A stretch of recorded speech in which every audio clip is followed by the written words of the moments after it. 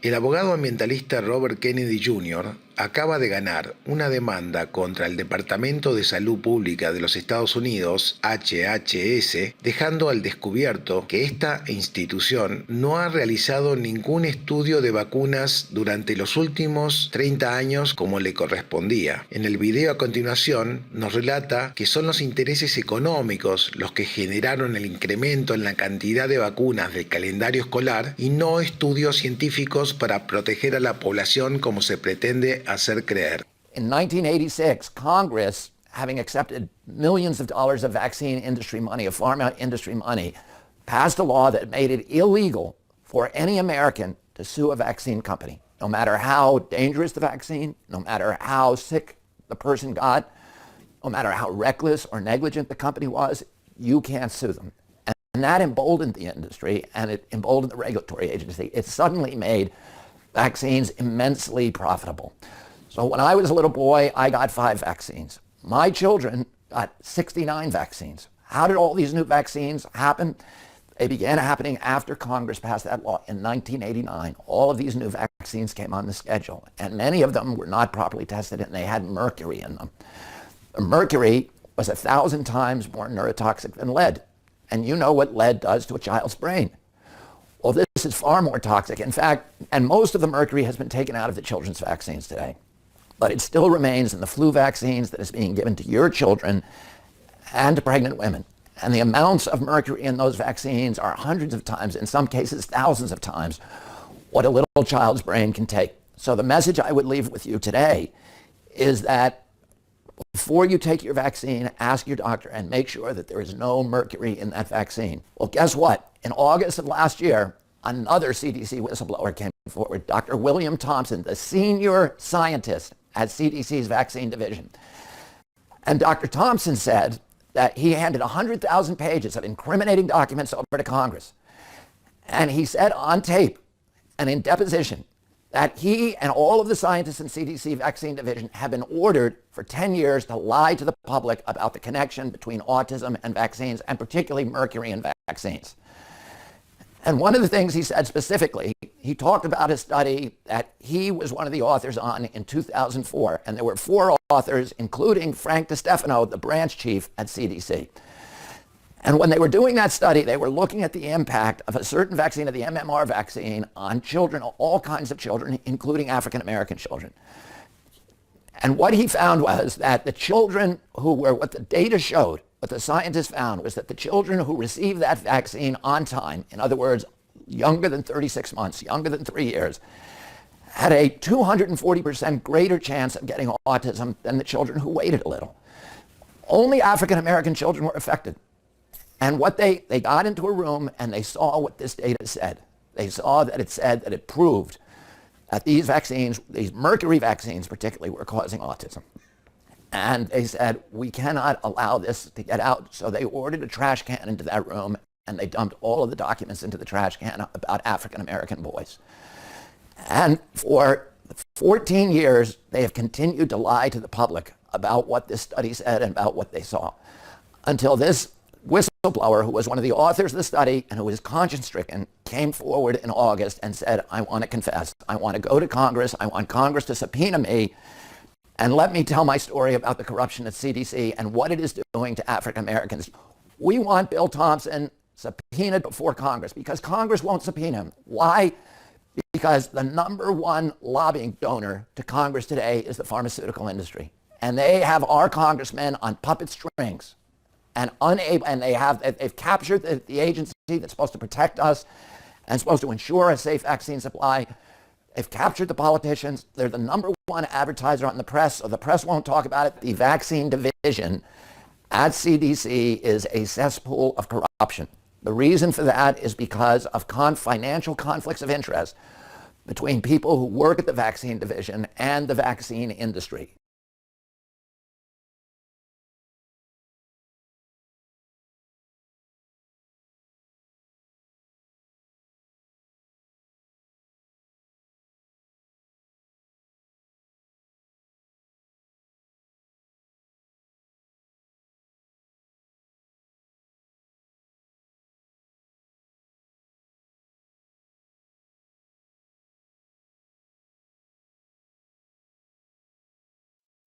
Chair recognizes the gentleman from Florida, Mr. Posey, for 5 minutes.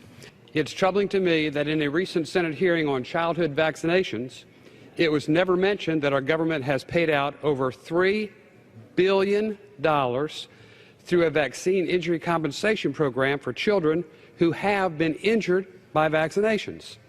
In August 2014, Dr. William Thompson, a senior scientist at the Centers for Disease Control and Prevention, worked with a whistleblower attorney to provide my office with documents related to a 2004 CDC study that examined the possibility of a relationship between mumps, measles, rubella vaccines, and autism. In a statement released in August 2014, Dr. Thompson stated, "I regret that my co-authors and I omitted statistically significant information in our 2004 article published in the Journal of Pediatrics. We hypothesized that if we found statistically significant effects at either 18 or 36-month thresholds, we would conclude that vaccinating children early with MMR vaccine could lead to autism-like characteristics or features." At the September 5th meeting, we discussed in detail how to code race for both the sample and the birth certificate sample. At the bottom of Table 7, it also shows that for the non-birth certificate sample, the adjusted race effect statistical significance was huge. Sometime soon after the meeting, we decided to exclude reporting any race effects. The co-authors scheduled a meeting to destroy documents related to the study. The remaining 4 co-authors all met and brought a big garbage can into the meeting room and reviewed and went through all the hard copy documents that we had thought we should discard and put them in a huge garbage can. However, because I assumed it was illegal and would violate both FOIA and DOJ requests, I kept hard copies of all documents in my office, and I retained all associated computer files. I believe we intentionally withheld controversial findings from the final draft of the pediatrics paper. End of quote of the doctor.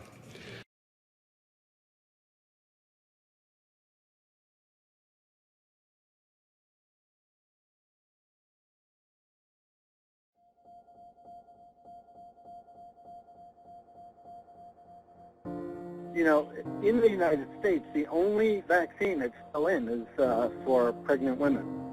I can say confidently, I do think thimerosal causes ticks. So I don't know why they still give it to pregnant women. Like, that's the last person I would give mercury to. Thimerosal from vaccines cause ticks. You start a campaign and you just make that your mantra. Do you think a pregnant mother would want to take a vaccine that they knew caused ticks? No, absolutely not. I would never give my wife a vaccine that I thought caused ticks. I can say ticks are 4 times more prevalent in kids with autism. Right. There is biologic plausibility right now to say that thimerosal causes autism-like features.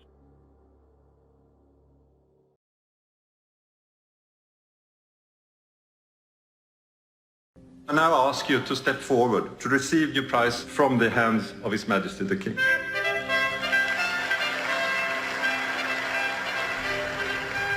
I am Rick Montagnier, MD. I am a virologist by training. I obtained the Nobel Prize for my contribution to the discovery of the AIDS virus. The vaccine-autism interaction is a worldwide problem, not only in this country, in Europe, but also in Asia, even in Africa. The MMR vaccination, in a very early stage of infancy, before the age of 2, was more prominent in Afro-American children, and this was hidden for some time. This fraud, of course, ranks very high, to my opinion, in the ethics of medicine and science. CDC in the past has done a very important work on the discovery of AIDS, so I'm very disappointed to see a different situation with CDC dealing with autism.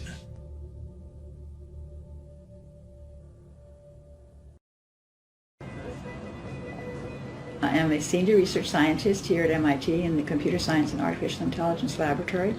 I have a bachelor's degree in biology from MIT, and I have MSEE and PhD degrees also from MIT in electrical engineering and computer science. Every couple of years, the CDC provides a number of what percentage of the kids are diagnosed with autism. And you've got the dots going all the way back to 1975. You draw the line, it is a perfect exponential curve. If we assume that things are going to continue as they have for the past 30 years into the future, we can predict that by 2032, 80% of the boys born will end up on the autism spectrum. Half the children, 80% of the boys.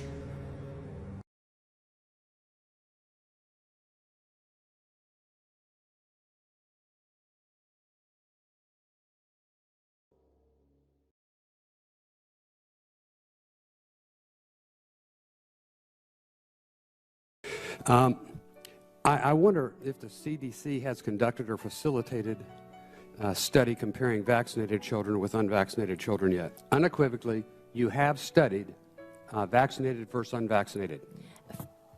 We have not studied vaccinated versus unvaccinated.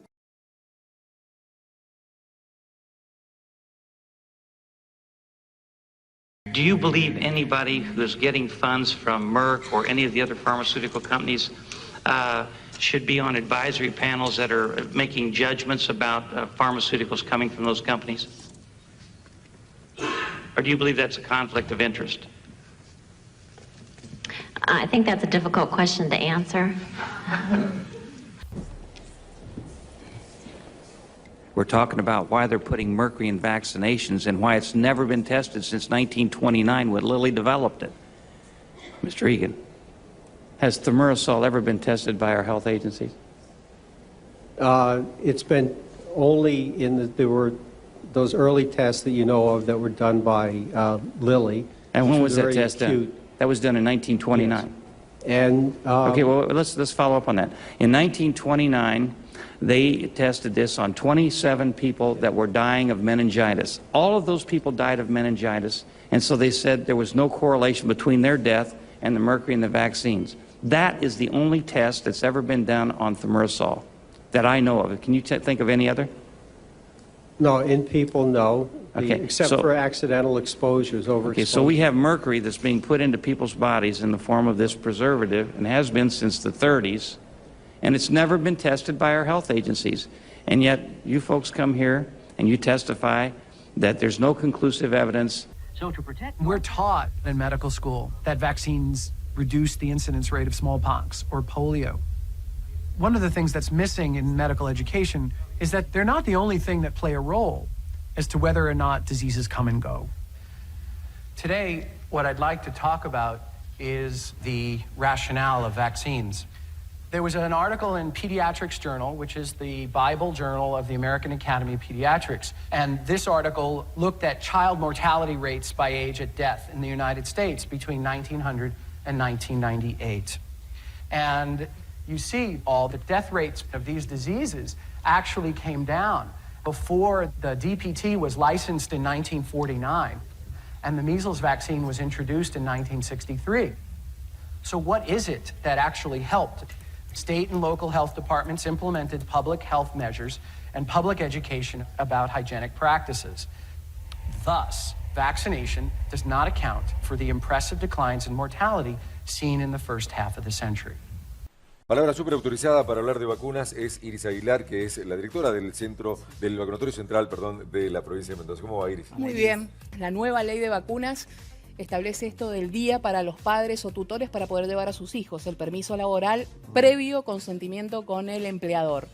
Yo te planteo algo puntual que está en nuestra provincia. Nosotros cambiamos y no enviamos más consentimiento informado a los padres, porque no necesitamos autorización de los padres para vacunar. Y antes sí pasaba. Notificamos que determinado día vamos. Un papá dice, no quiero que lo vacunen, perfecto.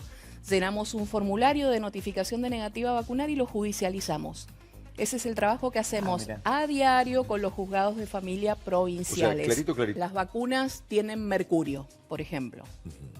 Leía los mitos más frecuentes o más arraigados. La respuesta, sí tienen mercurio, pero sepamos qué tipo de mercurio. Hay un metilmercurio y un etilmercurio. El metilmercurio, que es el tóxico, el que se acumula a nivel cerebral, ¿sabes dónde está en mayor concentración en la naturaleza? No. En el pescado, sobre todo en el atún, en los hilos de cosecha, en las amalgamas dentales, en los electrodomésticos, y ese metyl mercurio no lo tienen las vacunas. Para que quede claro, las vacunas tienen una concentración mínima de etyl mercurio que no es neurotóxico, que se elimina en 5 a 7 días y que no atraviesa la barrera para llegar al cerebro. Entonces, tienen mercurio, sí, pero no el tóxico. Okay. That guideline deals with methylmercury, number one. And it deals with methylmercury given by mouth. The guideline is based off eating fish, which is methylmercury. Thimerosal in vaccines is an injection of ethyl mercury.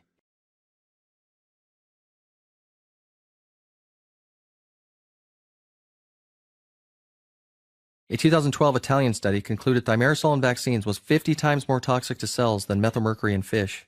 And this study didn't even take into account other factors. When you eat a methylmercury-containing fish, your body doesn't absorb all of it. When you inject an ethylmercury-containing vaccine, it's 100% absorption. Dr. Tom Burbacher performed an experiment on monkeys to compare injecting thimerosal to eating methylmercury. Whatever process that's going on in terms of moving the mercury from the body to the brain is actually happening a little bit faster with the thimerosal. Both ethyl and methyl can wash in and out of the brain, but over time they convert into an inorganic form, which locks into the brain and accumulates. And ethyl would do this much faster than methyl. The first time that we looked at the thimerosal animals, the majority of it was already inorganic. In the end, the thimerosal-exposed monkeys had twice the amount of inorganic mercury locked in their brain. Burbacher in previous studies found neuroinflammation in the brain directly associated with this inorganic form of mercury. The 0.1 microgram per kilogram per day is not a good standard for ethyl mercury. We found out that the thimerosal would be toxic down to not grams, not milligrams, not micrograms, but nanograms, parts per billion, which was almost unbelievable. And this was published in the American Journal Medical Society, in the New York Academy of Sciences, and in the Journal from the Chemical Specialties Manufacturers Association. Now, most people have no idea that there's aluminum in the vaccine. Many investigators, particularly Dr. Boyd Haley, have shown that aluminum and mercury are synergistic in their action and extremely toxic, much more than 1 + 1, which is something that many people have never considered. Claro. Está clarísimo. Tienen aluminio. La lactancia materna, las fórmulas lácteas tienen más aluminio que todo el calendario de vacunas. Y el aluminio que tienen las vacunas lo que buscan es que actúen como adyuvante, como potenciador, de manera tal que evitamos que nos tengamos que poner 50 dosis de la misma vacuna. Ojalá próximamente todas las vacunas sean adyuvantadas y tengan aluminio, que es absolutamente beneficioso para las vacunas.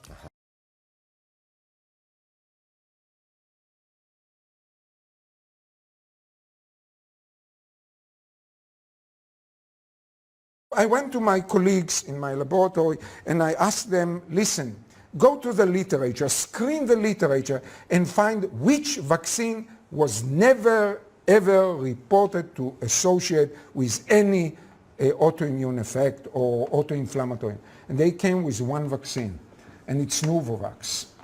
And Novavax is the only vaccine which does not contain adjuvant. Isn't it interesting? We have vaccines. We have silicone, we have the Gulf War syndrome, we have the MMF, and most probably also chronic fatigue syndrome or the sick building syndrome. What they have in common is the adjuvant, the chronic stimulation of the immune system, which induces most probably cytokines, which are responsible for the chronic fatigue, and they are also infiltrating into the brain to induce the damage in the brain. Because so there is some evidence which nobody can oppose it, even among those who do not believe that vaccine can cause autoimmune disease. And this is the report again in the unknown journal, New England Journal of Medicine, 1998, when the swine influenza vaccine was given, and there was a significant increase in Guillain-Barré syndrome. I would mention Guillain-Barré syndrome is a neurological condition of paralysis of the legs, or sometimes it goes to the upper part of the body. And there was no question about it. Actually, there was a second paper in New England Journal of Medicine about 10 or 15 years afterward, 10 years afterward, showing that when they changed something in the vaccine, there was less induction of Guillain-Barré syndrome, but still it was higher than in the regular population where you know the prevalence of Guillain-Barré syndrome. Also with the polio vaccine, we know that it induces transverse myelitis. There was no question about it. This was recognized also by the National Academies of the United States and by Institute of Medicine.